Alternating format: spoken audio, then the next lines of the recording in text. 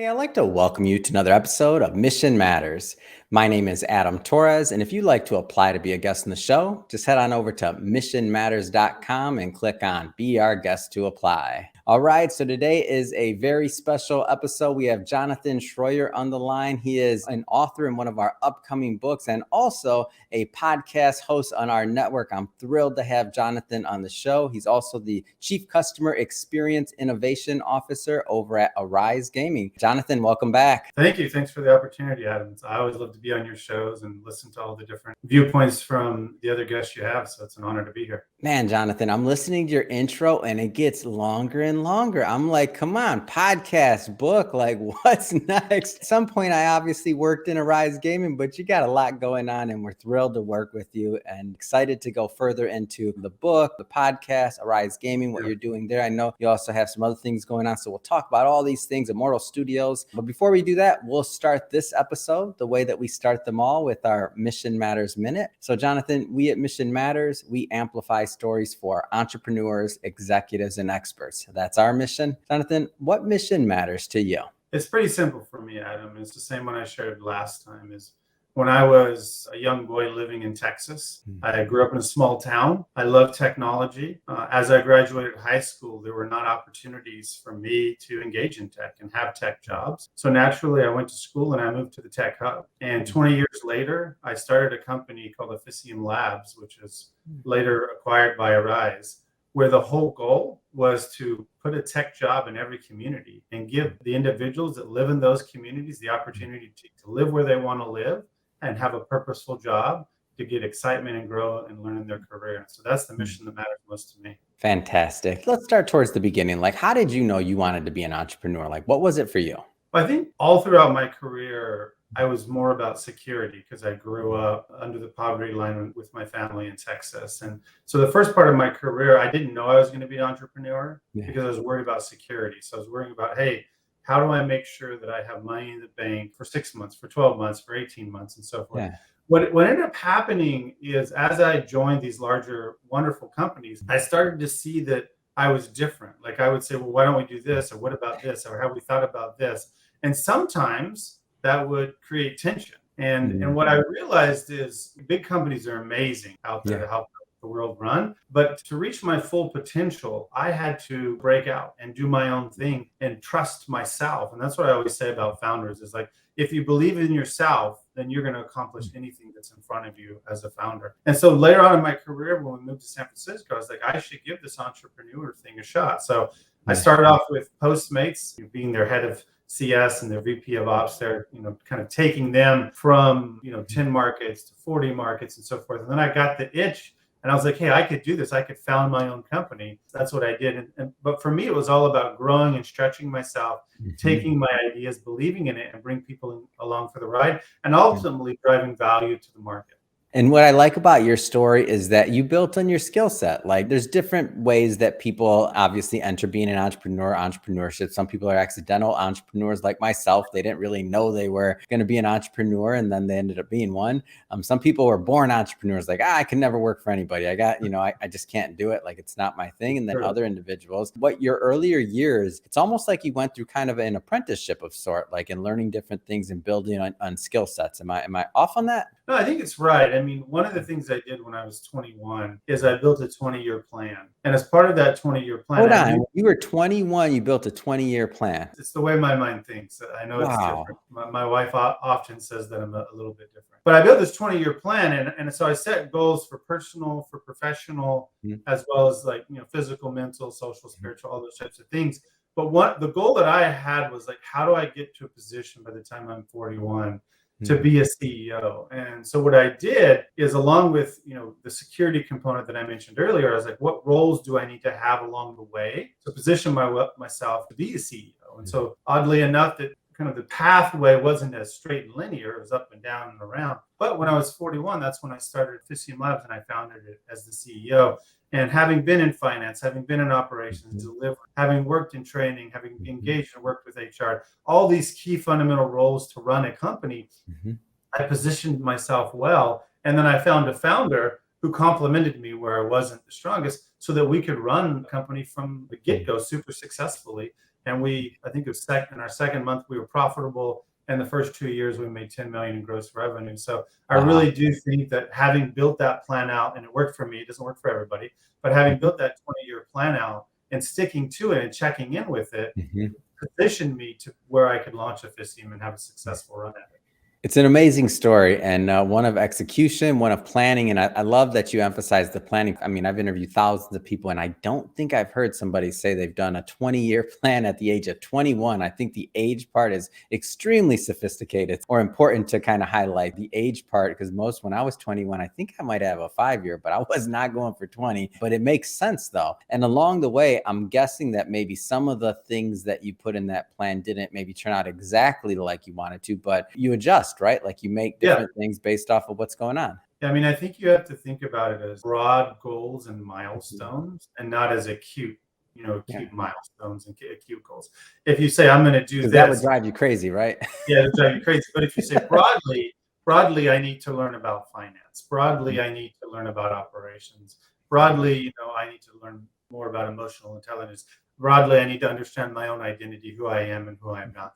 Those types of things, if you set up those broad guiding principles and those core values, then I think that helps you to stay within the realm of achievement where you don't beat yourself down for saying, oh, I guess I failed. I personally don't believe in failure. I think Nelson Mandela said it best when he said, we win or we learn, we never lose. And I think there's a lot of learning that happened in that 20 years and a lot of winning. And I think that got me to the position where I had the confidence and the gumption, a word that we don't hear very often, the fire in the belly, to be willing to go after it and start a company.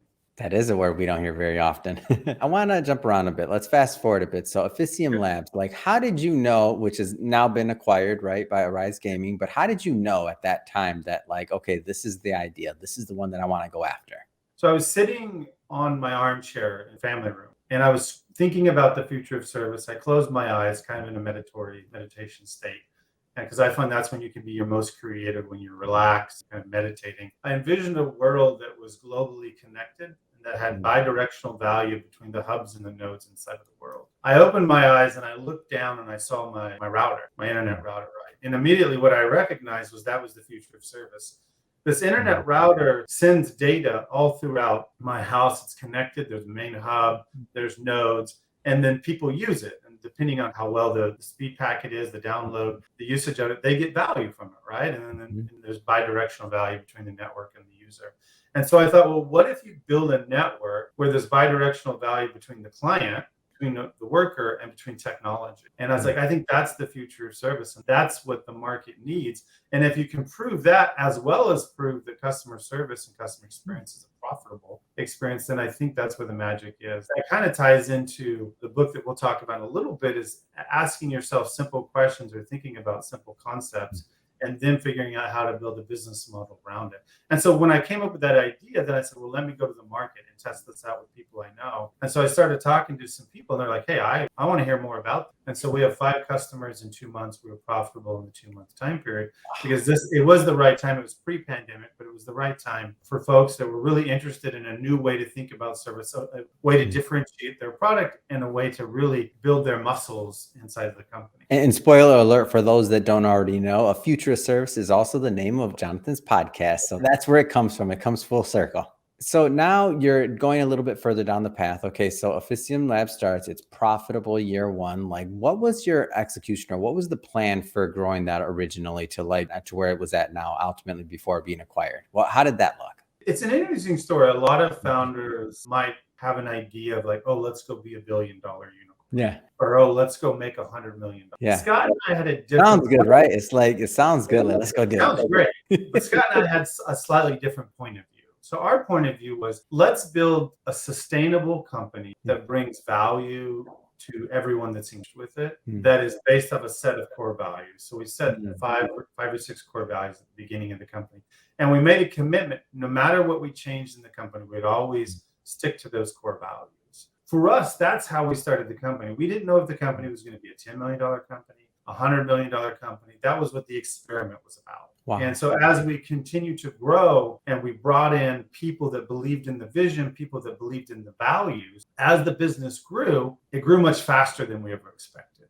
As we needed to pivot post-pandemic, it was easier to pivot because it was all of our decisions were based off our core values and Hmm. based off our people and trusting our people, so that we could then pivot our people to where we needed to go from a market standpoint. So the underlying theme of bidirectional value, the underlying theme of profitability and customer experience remains, but the services and the products that we needed to pivot and change to post-pandemic were a little bit different. And so from our perspective, we kind of grew much faster than we ever expected to. And so we got to a point 2 years in where we're like, wow, this is amazing. The market really loves this. But in order for us to scale this further, we need help from a funding standpoint, expertise standpoint, a networking standpoint. And so we did our fundraising rounds. We magically 3 companies reached out and wanted to acquire us at the same time. And so we really thought about, like, where do we go next, where we can align our core values, align our business and scale and grow. And so we talked to a lot of companies, and we settled in with Arise Virtual Solutions, which is the parent company that owns Arise Game. And what we found with them was they invented remote work back in '99, and they were a US-centric company at the time, where we were global. And they were across tons of other amazing verticals like hospitality, finance, tourism. You look at tax, a bunch of other areas, that they're in. And we were really focused on gaming and consulting. But they had the same core values that we had. They had the same ethos of the future of work. And they generally had the same culture. And we felt like it would be a great marriage to come together, where 1 + 1 truly does equal 4 or 5. And so that's what we did in November 19th of last year, was we brought the 2 companies together, and we've just had an amazing ride together. Not only seeing the kind of synergies that we could help each other and we could grow from each other. Super great, talented people inside of the company. I could list off 20, 30 people that we've worked with there. But inherently, when you think about the future of work, I did a survey this past week. And what I found in my survey is 12% of people want to go back to work in the office. The future of work is hybrid or remote. And Arise invented that in 1999. Tangentially, we did it in the gaming space, thinking about future of work, future of payments, decentralization of work and wealth. And then we brought our stories together last year. And then the future is ahead of us. And the world is determining where they want to work and how they want to work. Arise is there to help them be successful in that way. And so I think that's kind of the amazingness of the story when groups come together like that, if that makes sense. It's an excellent story. And I know the thought that goes into, based off of what you've built, to entrusting. And then, as you mentioned, your words, the synergies that existed and what you're able to do together in that whole. I think it's something special, but I have to ask, so what is it like trying to kind of, mesh these 2 companies together? And I just mean from a high level, because it's hard. You build something, that's working, and then you have something else you're plugging it into. Like, it's not simple. Like, on a high level, what's that like? I think you think about it in 3 ways. One, the success of an acquisition is based on how the 2 companies are willing to work together and how they're willing to partner. In some cases, compromise and support each other's kind of new shared vision. The ultimate failure is if one of the companies aren't able to do that. That's why you'll see, 60, 70% of acquisition mergers tend to fail or not work out, because it's down to the people. And so I think that's one thing from the get-go, where we sat down with the leadership team on both sides and said, okay, how do we ensure that this can be a success? And where do we want to not break each other initially? And where do we want to augment each other initially? And then longer term, how do we integrate and get that synergistic value? So I think having that integration plan, understanding from the beginning stages that everything's not going to work perfectly. There's going to be bumps, but let's work together and have the leadership team on both sides. So I think that's really critical. And there will be bumps. There will always be bumps. We've had bumps. Of course. And there's bumps in regular business. I mean, there's bumps in regular business. So there's always going to be bumps. So you go in with that. I think the second thing to think about is there's the things that you know that you don't know. And so those are the things that you start to talk about, you start to brainstorm, and you figure out. And then there's the things you don't know. And what that means is, like, anytime you bring 2 companies together, they're just things you didn't know.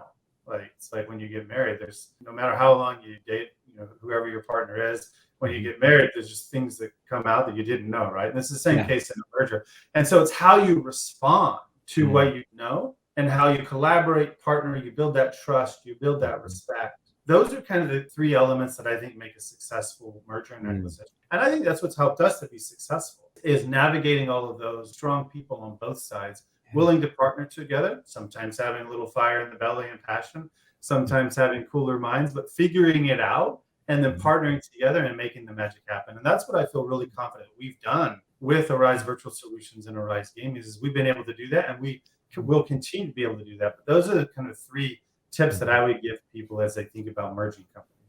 So I want to skip around a little bit here. So let's get into the book. For everybody watching this, by the way, just so you know, we're not going to do a deep dive today. We're still in editing and we're still working out some of the content, but don't worry, we'll be bringing Jonathan back on the line when the book is out and live, and then we'll do a nice deep dive as well. But just to get us kicked off, Jonathan, so tell us a little bit more about some of the ideas that you plan on proposing in the book. And of course, just keeping it out there for the audience that this could still change a little bit because we're still in editing. I mean, I think there's 2 things that I really am excited about. One thing I kind of touched on a little bit earlier is oftentimes as leaders, whether you're leaders in kind of CX or customer service or with your product design, development, wherever you are, marketing, HR, you tend to get rolled into the day-to-day. And you're like, oh, I got to do these 10 items. I got to do this. I got to do this. In the next quarter, we're going to do this. And this is the plan.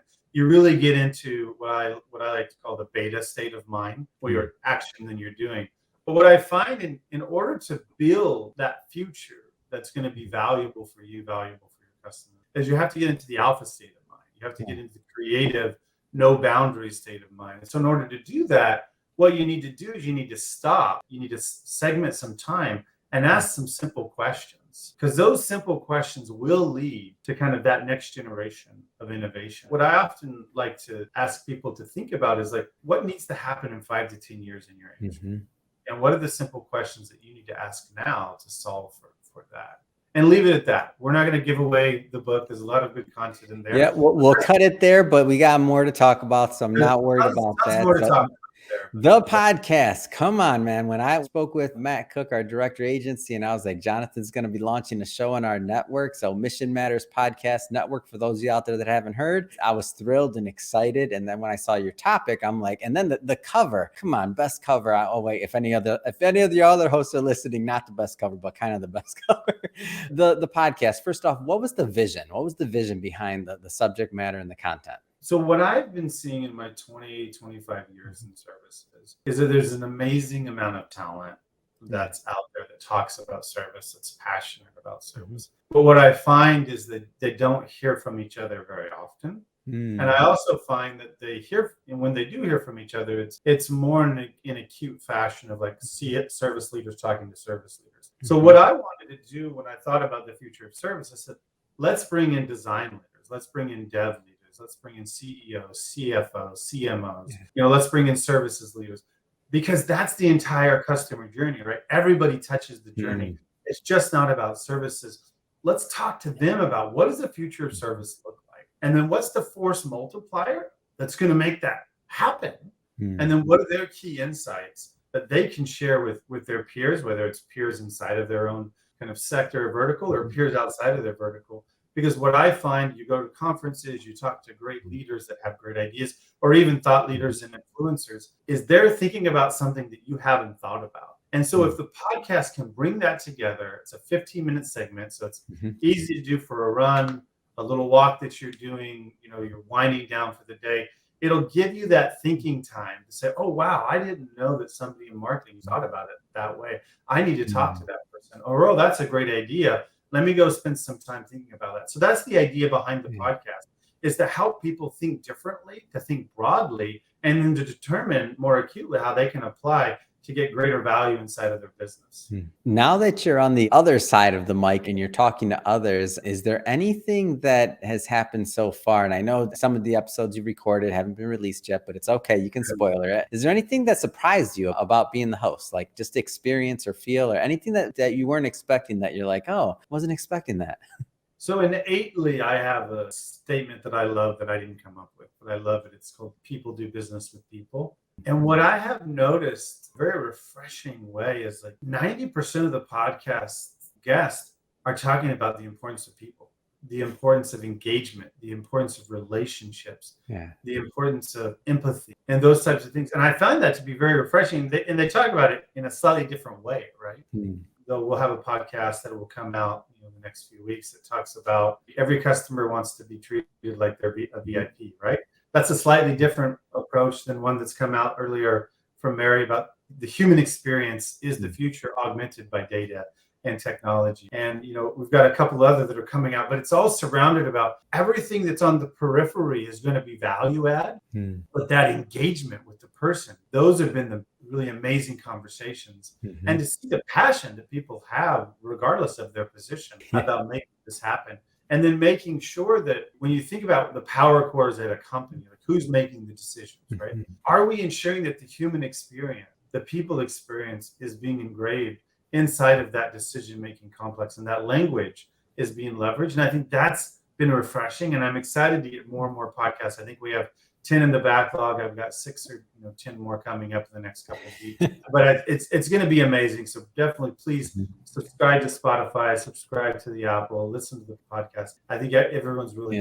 All right, Jonathan. So my next question is extremely unfair, and I shouldn't ask it, but I always ask podcast hosts, so it is what it is. Any favorite guests so far? And you can add a couple if you want, but just something that sticks out. And the reason I asked this question, by the way, and not asking you to pick between your favorites in terms of, but it's more so along the lines of, I want to give the audience a flavor for the types of individuals you're bringing on that you're interviewing. I mean, I think, we've had 2 that release. So Mary over at Worthix, just an amazing talent with the work that they're doing. And they're thinking about how to use data that augments the human experience. There's just so many amazing things that they're doing with their technology, but also the way that she thinks about the human experience is super. I just can't say enough about Mary. Misa Chen was on recently, and she's the CEO, a co-founder of multiple companies. But she also talks about the importance of seamless experience and how it's important to remove those barriers. I talked to Ted Rubin of Active Engage just yesterday, and so his is going to be coming on soon. I mean, there's just so many great talented people. Like I said, we've got 10 in the backlog, and I think we're going to have some renowned authors coming on in the next few weeks, some really big names that are really great thought leaders. So it's such a privilege to be the avenue where these great thought leaders, whether they're in business, whether they're writing books, whether they're influencers, they have a platform to share their thoughts. And so I don't know if I have a new favorite, but doesn't have to be favorite. You gave me exactly what I wanted. I just wanted to get a feel and a flavor for the types of conversations that you're having. Honestly, I just love to learn, and all these people are teaching me, so that when I go back to my day-to-day and talk to my team, I can be a better leader. I can be a better kind of vision caster, as it were. And I love that you bring that up, because that's the same exact way that we've never talked about this, but that's the same way that I approach my show and I approach these shows is really, I'm a learner. Like a lot of the things through the years that we've implemented in our business or otherwise, 90% of like the, some of the ideas that weren't circling in our company like that, they came from a lot of times interviews. I feel the privileges of hosting a show is that I get to access individuals and learn from them. And I think on the other side of things, one of the things that makes me happy is that the audience gets to do the same. So it's like, it's almost like you have a co-pilot that is sitting there kind of watching you drink coffee with a thought leader, picking their brain, and then they get to go on this journey with you. And through the years, I think that's what makes podcasting so sticky. Like when you find a host and you find a type of conversation that you like hearing or the types of guests, then typically that's when people are going to hit the subscribe button and be longtime co-pilots on that journey of learning. That's the way I think of it. I got to say, so I'm excited. The book's going to be coming out later this year. Going to bring you back on the show, of course. I just have to ask, what's next? I mean, what's next for you? What's next for your career? I think a couple of things for me. I mean, we really talked about Arise early on. I think as we go through the next 5 to 10 years, you're going to see some amazing work that comes out of Arise, the platform, the network. I mean, I think a couple of things that aren't, well known, but will, come out soon is I love the flexibility of the network, the fact that 55% of the folks on our network are minority-owned businesses. I think 70 to 75% of the folks are female-owned businesses. So when you think about the future of work and the future of purpose and the future of equity, inclusion, diversity, it's something we at Arise 100% believe in, and the platform is going to enable that decentralization of wealth to these local communities, right? To where people can live where they want to live, do what they want to do, and get opportunities, whether it's in technical services, whether it's in customer services, whether you're thinking in gaming, game testing, player support, community. There's all kinds of opportunities. So there's going to be a component of the next few years, and I'm really jazzed about that, and the team over there at Arise and Warburg Pincus and Vivterra, the team that's invested in that. I think secondarily, I've started to get a little passion for real estate. Growing up, I was a big SimCity Civilization, guy. I used to get in trouble a lot growing up, staying up to 2, 3 in the morning. There's a whole story I could probably tell offline about how I had to teach my dad how to delete Civilization because he was so mad at me because I played till 2 in the morning too often. But then I got into real estate, and I bought a few properties. I like being a landlord. I like building and renovating, almost like in the SimCity way. So I think there's some fun things there. And then I think you're going to see me a lot more on the speaking circuit, more books planned, and I think more obviously podcasts. We're planning to run that for a few years. And a few other things. My memoir is probably going to come out in the next few years called Becoming Jonathan, that talks through my whole journey of how I found my identity and became myself and so forth. So there's a lot of cool things that is going to come out. I'm super excited to do all of those things, but really build the future of gaming at Arise as well. And I'm excited to follow your journey as well, not just by listening to your show, obviously reading your books and learning more, because I think you got a lot going on. I know there's a lot more a story there, and I'm happy to bring that to our audience, of course. If somebody is watching this or listening to this and they want to learn more about Rise Gaming or follow up, anything like that, what's the best way for them to do that? I think there's 3 good ways. One is on LinkedIn. I'm at Chief CX Officer, or Jonathan Shroyer. You can look me up. On Twitter, I'm at Chief CX Officer. Starting in October, I'll be at Chief Gamer on TikTok. So you'll be able to find me. Come on. I can't wait. And I'm going to talk about gaming. And I got my son, Little Gamer. He'll pop up every now and again on TikTok. So we got some fun things to do. So we'll talk about all kinds of fun and different stuff. But reach out to me on any of those platforms. Love to have. Didn't I see a video of you on TikTok, Jonathan, talking about they said you couldn't make money playing video games or something like that? Yeah, it started, but I haven't got to that rhythm yet. I've got 4 or 5. All good. I'm just telling people it's a great video. I saw it and I'm like, I remember it. I mean, I'm on TikTok all the time shooting a video, doing something, and I saw it and I'm like, wait a minute, what's going on over here? So I can't wait till you start cranking that content out. Love it. Thanks again for coming on the show. And to the audience, as always, thank you for tuning in. Hope you got a lot of value out of this. Hope you learned a lot. If you did, don't forget, hit that subscribe button. We have many more mission-based individuals coming up on the line, just like Jonathan, and we don't want you to miss a thing. And Jonathan, is always a pleasure. Can't wait till the next time we get to work with each other. Thank you, good sir. Have a good day.